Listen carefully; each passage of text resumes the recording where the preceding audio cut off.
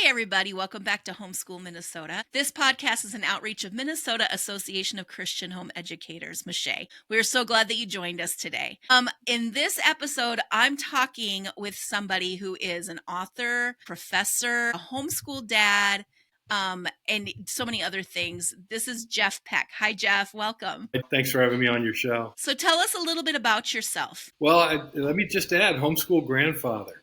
That's right. Yeah. My wife, Patty, and I have I think we're up to 17 grandchildren. Wow, I'm so jealous. 7 of them live directly behind us in our little family compound that we have here in Delaware. And we are homeschooling 3 of them with a history class. We kind of augment their parents' efforts because we like to travel and we like to take those little ones to different places. We just got back from Boston where we were teaching them about the Revolutionary War. A lot of fun with those kids.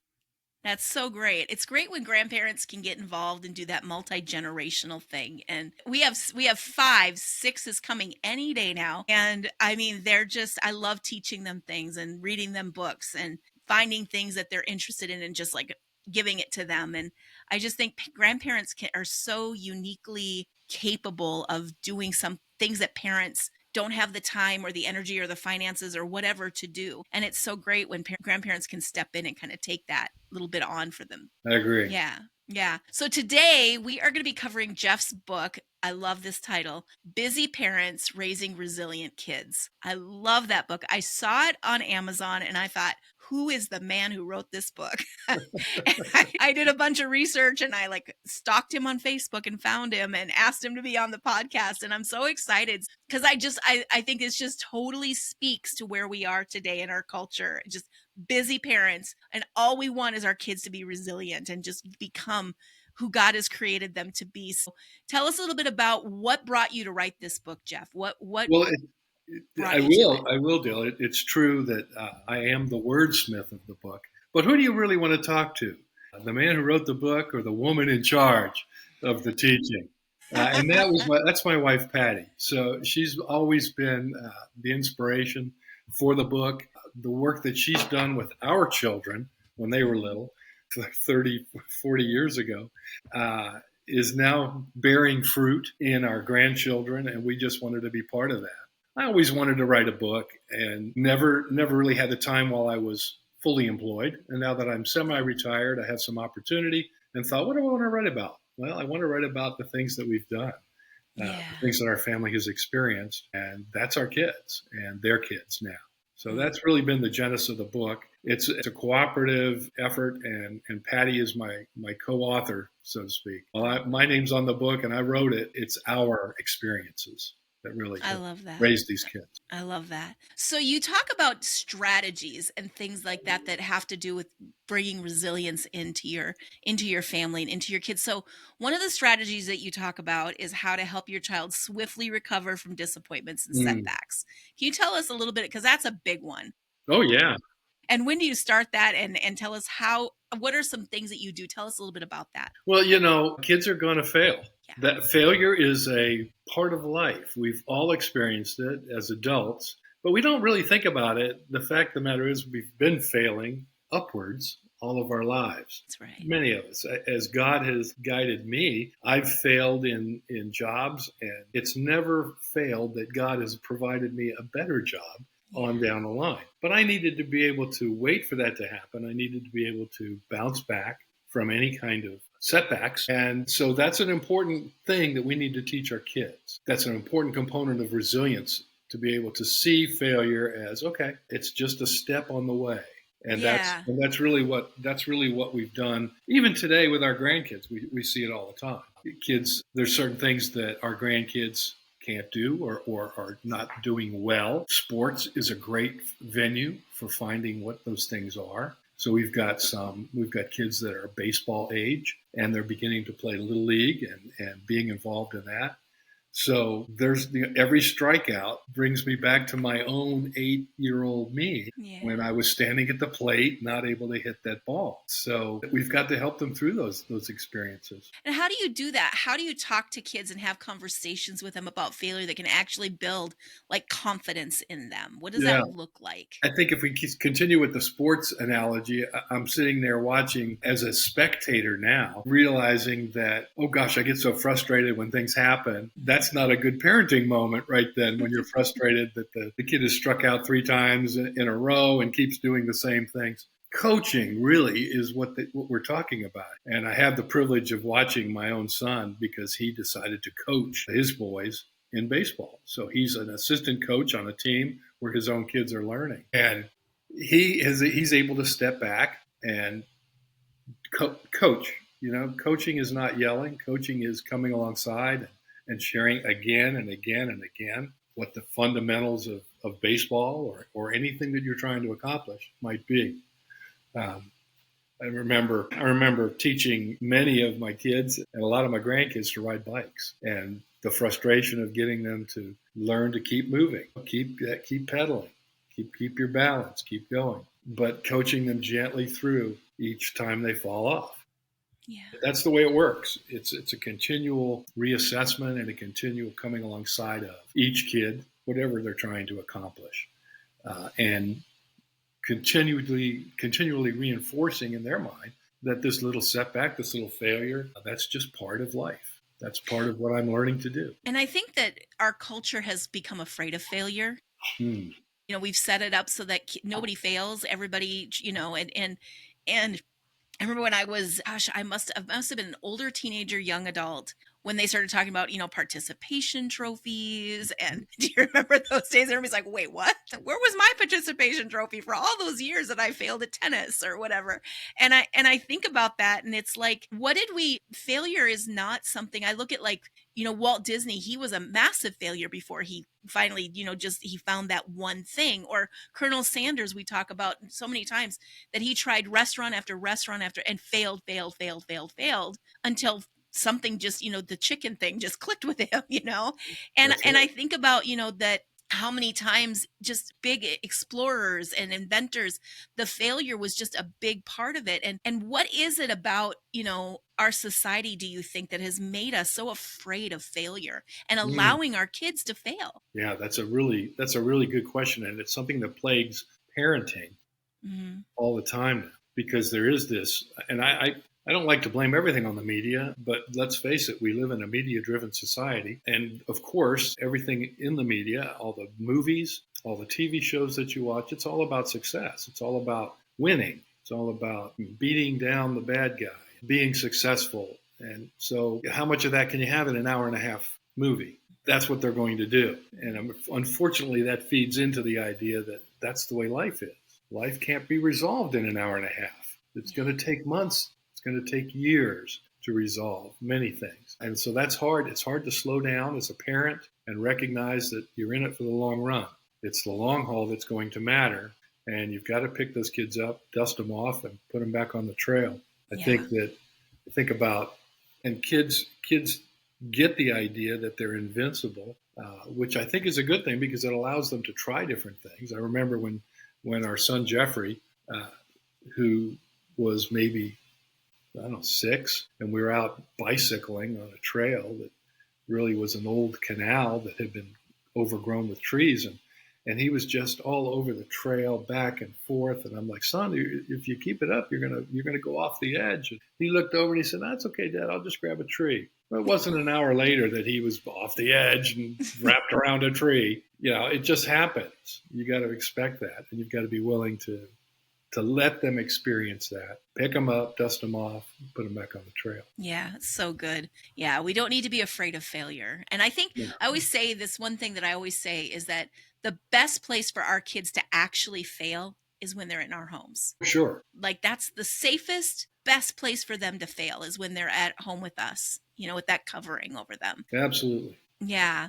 So you talk about emotional intelligence in your book, and I Mm. don't know that we have a lot of that right now in our world. I know sometimes I don't even have a lot of that where I'm like, but what is it that explain what emotional intelligence is, and then how do you help kids develop a higher sense of emotional intelligence? Explain what it is. Wow. Yeah, Yeah. give us we've got time. Why don't we just explain what it is to our politicians, and maybe we'd get some better leadership in our world That might today. work.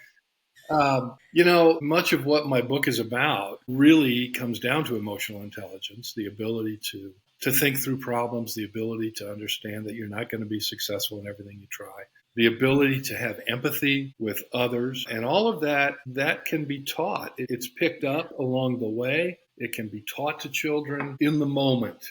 In the moment when if you take advantage of a teaching situation, you can build that resilience into your child, because what we want to do is we don't want to create little success monsters. We want to Mm-mm. create people that are flexible and that can rebound from various setbacks without thinking of themselves as failures. And we want them to be able to look at others and see that they can be a part of that person's life. They can help pick that person up.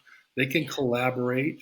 They can work together, and they can make friends. And emotional intelligence it's all wrapped up in that. Mm-hmm. It's There's so many different aspects of it that's why that's a big piece of the book, because you've got to understand it yourself as you're parenting your children. What you want to bring about in their lives is something you have to practice and put before them. Gosh, we don't see much of that in our media today. We We don't see don't. much emotional intelligence going on. What we see is sound bites that are thrown out at us as Mhm. if they are truth. And the fact of the matter is, they're not truth. They're somebody's spin on what's going on, and they're Mhm. designed to make emotions well up within us that are not really helpful to us. Yeah. Yeah.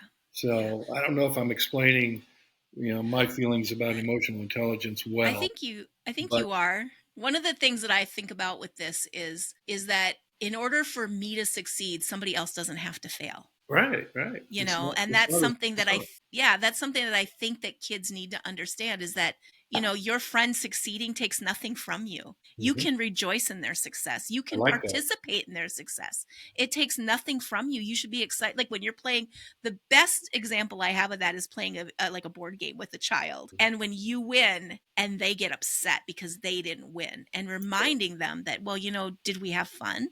Did we spend time together? Me winning, it does not take anything from you. You still had a wonderful experience. And Absolutely. next time, now you've learned a strategy maybe that you can use next time and you'll beat me, you Yeah, know? absolutely. I think about, we started this conversation, you and I, about talking mission trips. Yeah. And I mentioned one that just went south on us because of personality traits, Hmm. and the personality traits in the leader of a mission team, when you're out on the mission field and you're trying to accomplish some things, you're trying to share Christ with people, you're trying to build relationships. That's not a time when you want to have any kind of interpersonal self centeredness that causes the dynamic to go south. No. And when that happens, it can be very disappointing. And it's especially disappointing when it's the adult leadership that Yeah. brings that about.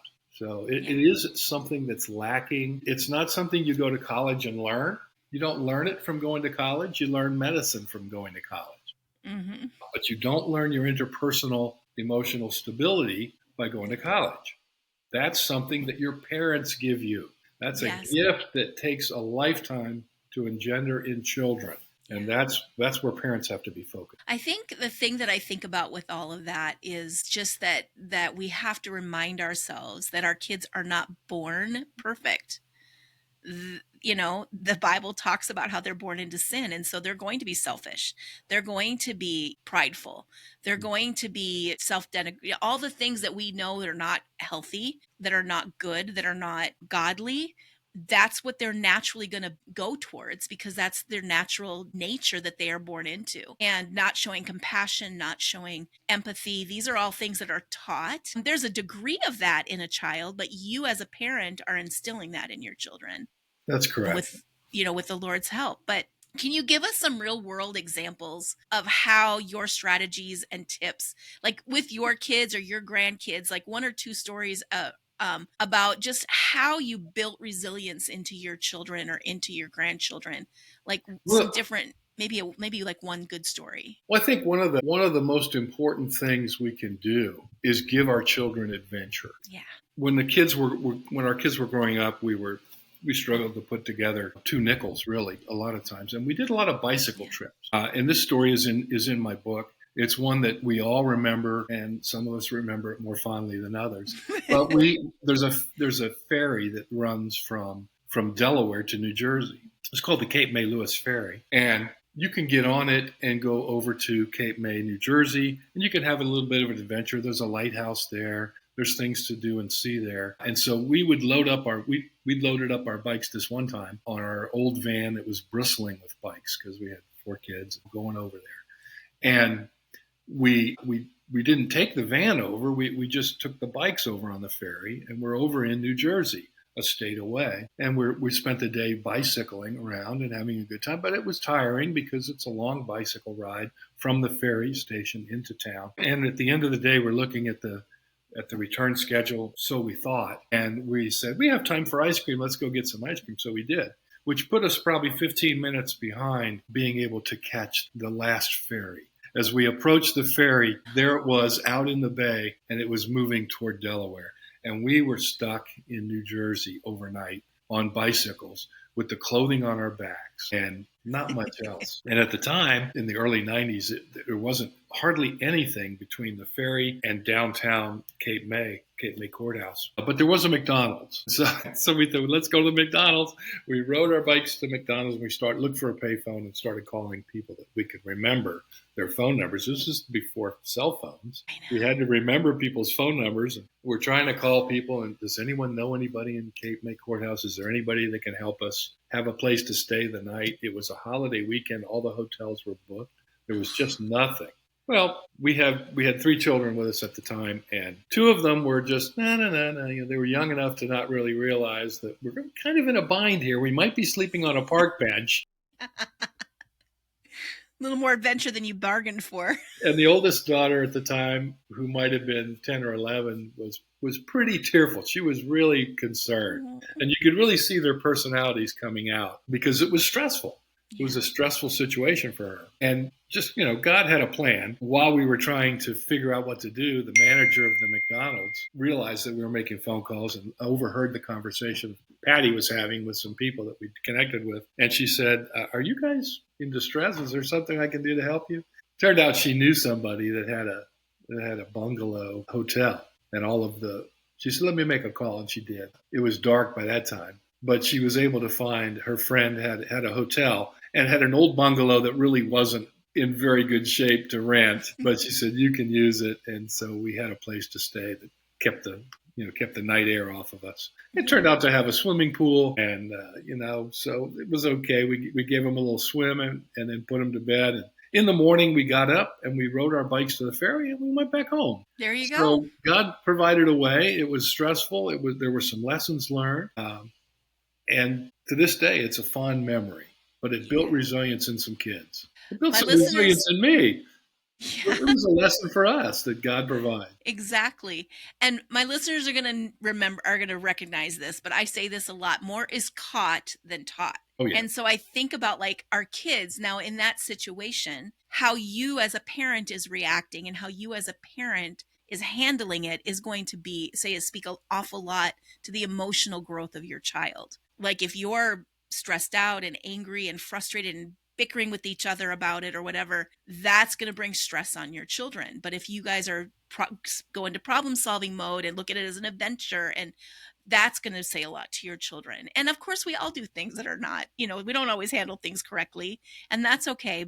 To remind ourselves that, hey, God had put these children in our lives to not only educate them, like in their mind, intellectually, but to educate them emotionally, and to be able to walk them through those things. So what do you say to the parent who is thinking to themselves, it's too late, my kids are too old, or my child has insurmountable struggles, this won't work. What do you say to them? Great question. The life lessons that we can teach, they never stop. For instance, as a criminal justice instructor working with college age kids, those kids have the same deficits in emotional stability and in confidence that my own children had, even as college students. I recall one time we did some crazy stuff because, as it turns out, in college there's something called spring break, and it wasn't so much that about the kids; it was about me at the time because I was working for a state-run college, and the kids would be on spring break, but they expected me to sit at my office for that week if I wanted to get paid. And so I got to thinking about it, and I thought, that's the dumbest thing I ever heard. I'm going to figure out something to do. And so I started taking kids, me and my colleague, started taking our college students on different trips for spring break, just to get them out of their comfort zone and to get us out of the office. We didn't want to sit in the office for a week. That's crazy. And we would take them whitewater rafting, and we would take them over to West Virginia, which is a day's drive, and you could go camping in the wilderness. Some things these kids had never done before.